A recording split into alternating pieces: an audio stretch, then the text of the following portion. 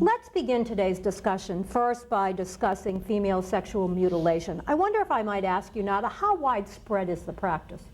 It's within Arab and African countries. It's fairly widespread. There are estimates saying that 80 to 115 million women are subject to female genital mutilation. Wow. Why is it done? Well, it's considered to be part of the rites of passage. It is an element of the rites of passage that young girls go through to achieving womanhood. And why the specific operation is done has many different meanings in different societies. And maybe Nancy could elaborate. Well, part of it is a public health issue, that the women are seen as having to be more hygienic and less sexually active.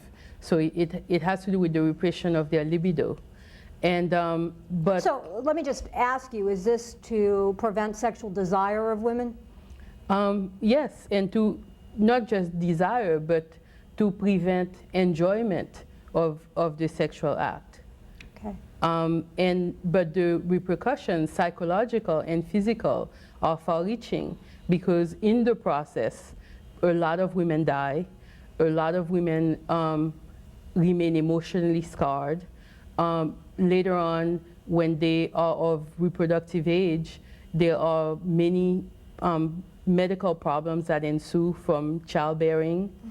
And it's not just, I mean, it's a rite of passage that stays throughout their lifetime. And just about every milestone in their development is impacted from having had that particular operation, from engaging in sexual relations, from bearing children, and the dynamic between themselves and their own children later on.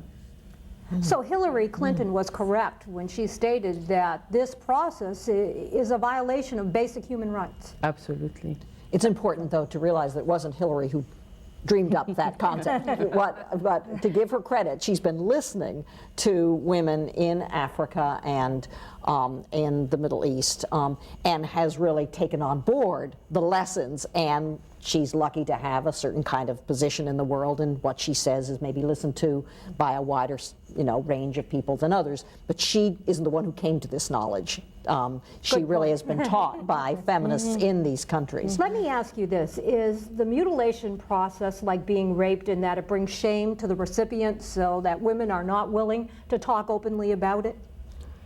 Jessica? Well, no, I think many young girls are socialized to be quite proud of the procedure, and fortunately things are changing, and there are many groups working at the grassroots level in countries around Africa and in immigrant communities where the practice persists, to change the consciousness of the health issues concerned and the underlying purpose of the practice, which is really, I think, important to put this practice in the range of human rights violations against women, because it's a form of violence that's used against women. There are many forms that serve the same purpose of subjugating women and controlling their sexuality. So we could look at lots of different practices. This is one extreme practice, but I think that as people become more aware of the reality of what it means and what impact it has on their health, what we're seeing is rapid change. Are African countries trying to eliminate this practice? Yes, in fact, recently Senegal just outlawed FGM. Wonderful, wonderful. Yes, And has Egypt too, I think, yes? They banned it. Yeah. Increasingly, more and more countries, people are aware. I know in Nairobi, there's been a big movement. I met some women in Beijing who were, I mean, that was their platform, to have that eliminated. But it's not just elimination by the state that's important. Yeah. It is a practice located within the community, within the religious and social context. And so therefore it's very important to change the consciousness of people. You're absolutely right. So we are in fact supporting a tremendous initiative that's happening in Gambia, where there is trying to change the rite of passage, where this particular operation is eliminated and developing new rites of passage. This excerpt is brought to you by the Massachusetts School of Law the leader of reform in legal education and a leader in multimedia education for the public. To view the full interview and for a full listing of MSL's programs, log on to mslaw.edu.